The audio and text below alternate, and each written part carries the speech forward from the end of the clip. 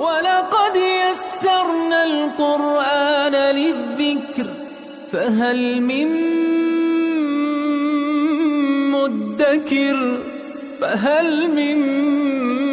مُّدَّكِرٍ أعوذ بالله من الشيطان الرجيم. بسم الله الرحمن الرحيم. الحمد لله رب العالمين، وصلى الله على سيدنا ونبينا أبي القاسم المصطفى محمد وعلى آله الطيبين الطاهرين المعصومين. أما بعد، أعوذ بالله من الشيطان الرجيم. بسم الله الرحمن الرحيم. إن الذين يكتمون ما أنزلنا من البينات والهدى من بعد ما بيناه للناس في الكتاب أولئك يلعنهم الله ويلعنهم اللاعنون. صدق اللہ العلی العظیم۔ سورہ بقرہ کی آیت نمبر 159 میں پروردگار عالم نے ان افراد کی سرزنش کی ہے جو حقائق پہ پردہ ڈالتے ہیں، جو حقائق کو چھپاتے ہیں۔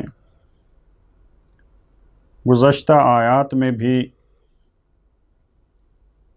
ان افراد کا تذکرہ، ان کی سرزنش، ان کے لیے ویل کی دھمکی، عذاب کی دھمکی،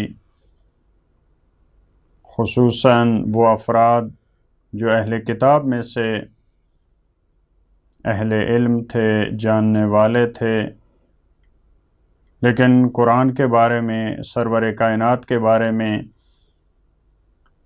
اسلام کے بارے میں حقائق نہیں بتاتے تھے، ان پہ پردہ ڈالتے تھے۔ اس آیت میں بھی فرمایا ان الذین یکتمون ما انزلنا من البینات والہدی، یقیناً وہ لوگ جو چھپاتے ہیں، یکتمون کتمان سے ہے، کتمان حقائق کو چھپانا، حقائق کی غلط توجیہیں کرنا، غلط تعویلیں کرنا، جس سے لوگوں پہ حقائق واضح نہ ہو سکیں۔ یہ چھپاتے ہیں ما انزلنا من البینات والہدی،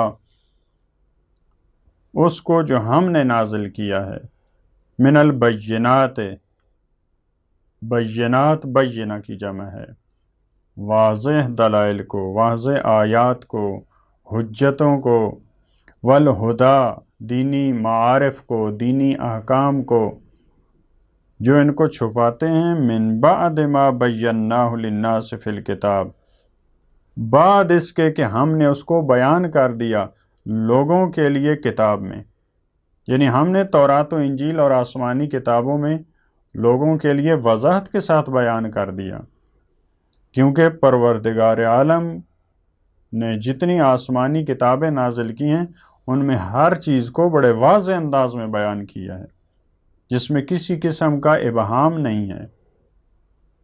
لہٰذا جب ہم نے لوگوں کے لیے بڑی وضاحت کے ساتھ بیان کر دیا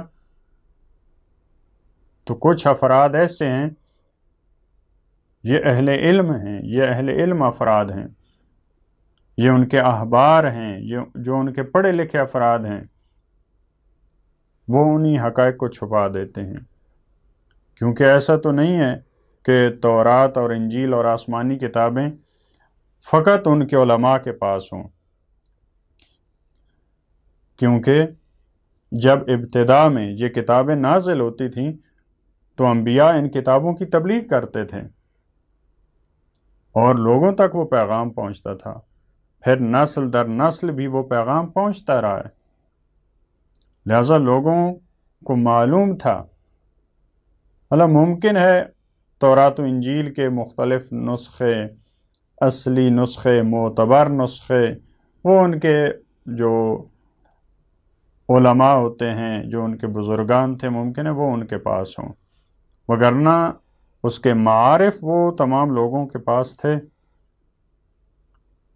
اولئک یلعنہم اللہ، یہ وہ گروہ ہے جن پہ اللہ نے لعنت کی ہے، پروردگار ان پہ لعنت کرتا ہے۔ خداوند عالم کی لعنت کا مطلب ہوتا ہے خدا نے ان کو اپنی رحمت سے دور کر دیا ہے۔ وہ افراد جو حقائق کو چھپاتے ہیں یہ اللہ کی رحمت سے دور ہیں۔ وَيَلْعَنُهُمُ اللَّاعِنُونَ، اور یہ ایسا گروہ ہے فقط ان پہ خدا کی لعنت نہیں ہے بلکہ لعنت کرنے والے لوگ بھی ان پہ لعنت کرتے ہیں۔ خدا کا لعنت کرنا اور ہے، لوگوں کا لعنت کرنا اور ہے۔ جو پروردگار عالم کے بارے میں ہے کہ خدا ان پہ لعنت کرتا ہے، یعنی ان کو اپنی رحمت سے دور کرتا ہے۔ لوگ جو ان پہ لعنت کرتے ہیں اس کا مطلب یہ ہے کہ وہ اپنی زبان سے بد دعا کرتے ہیں، لعنت کرتے ہیں، یہ زبان کے ذریعے۔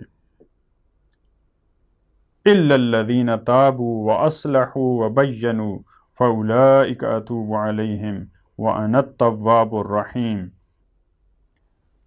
دین میں توبہ کا راستہ ہر وقت کھلا ہے، حالانکہ ان افراد کا جرم بہت بڑا ہے، ان کا گناہ بہت بڑا ہے، انہوں نے حقائق پہ پردہ ڈالا ہے، حقائق کی غلط توجیہیں کی ہیں، لیکن اس کے باوجود اگر یہ سچے دل سے توبہ کر لیتے ہیں تو پروردگار عالم معاف فرما دیتا ہے۔ لہذا فرمایا مگر وہ لوگ جنہوں نے توبہ کی۔ ہم نے کہا کہ ان لوگوں پہ اللہ کی لعنت ہے، لعنت کرنے والے لوگوں کی لعنت ہے،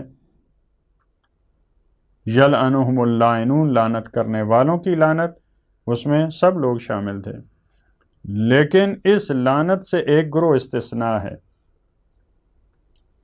ان کو پروردگار پھر اپنی رحمت میں جگہ دیتا ہے، اپنی رحمت کے سائے میں ان کو لاتا ہے۔ وہ کون سے افراد ہیں؟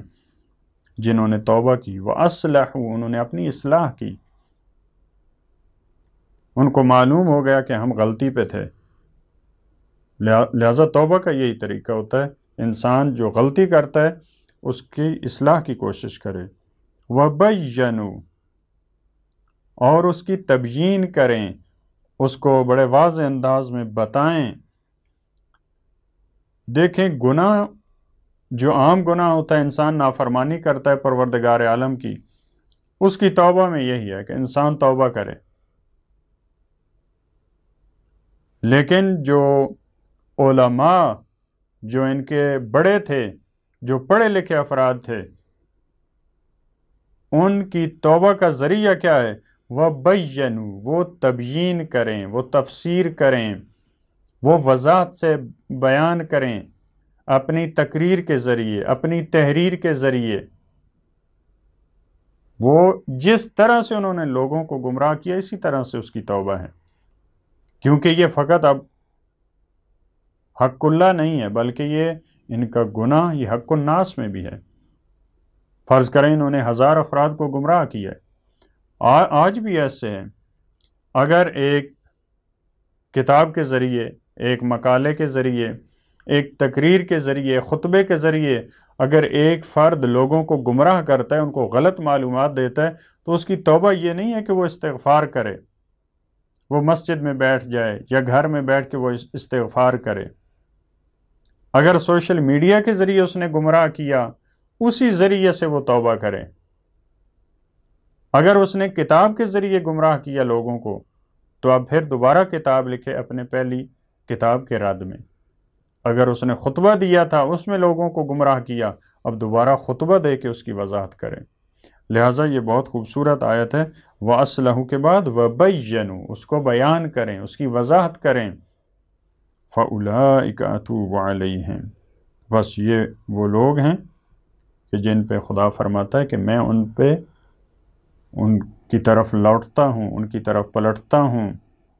اتوب علیہم پہلے بھی گزرا کہ جب خدا کے بارے میں یہ لفظ استعمال ہوتا ہے اعلیٰ کے ساتھ استعمال ہوتا ہے، یعنی خداوند عالم آتا ہے اور ان کو اپنی رحمت کے سائے میں جگہ دیتا ہے۔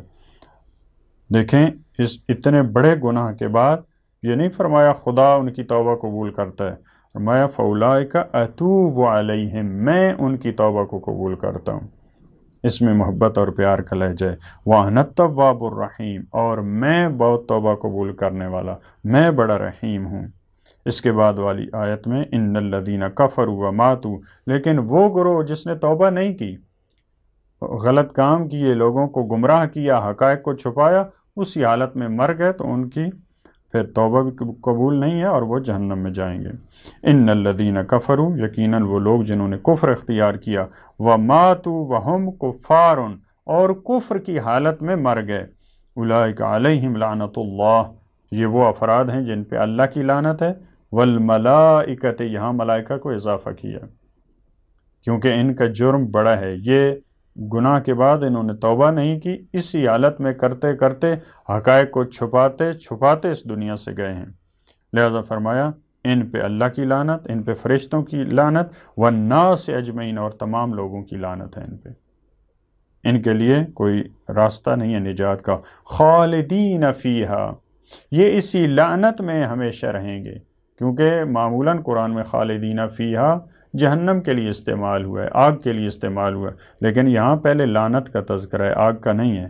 خالدین فیہا، یہ اسی لعنت میں ہمیشہ رہیں گے، لا یخفف عنہم العذاب، ان کے عذاب میں کمی نہیں آئے گی، ولا ہم ینظرون، اور نہ ان کو مہلت دی جائے گی، ان کو مہلت نہیں دی جائے گی تاکہ یہ فکر کریں، تاکہ یہ سوچیں، تاکہ یہ غور و فکر کریں کہ کیسے ہم نے اس آگ سے ہم نے نکلنا ہے۔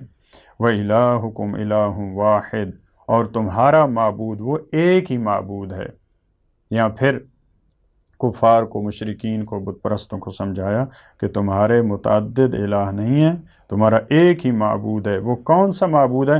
لا الہ الا ہو، یہ اسی کا تکرار ہے، اسی کی تاکید ہے، لا الہ الا ہو، اس کے علاوہ کوئی معبود نہیں ہے۔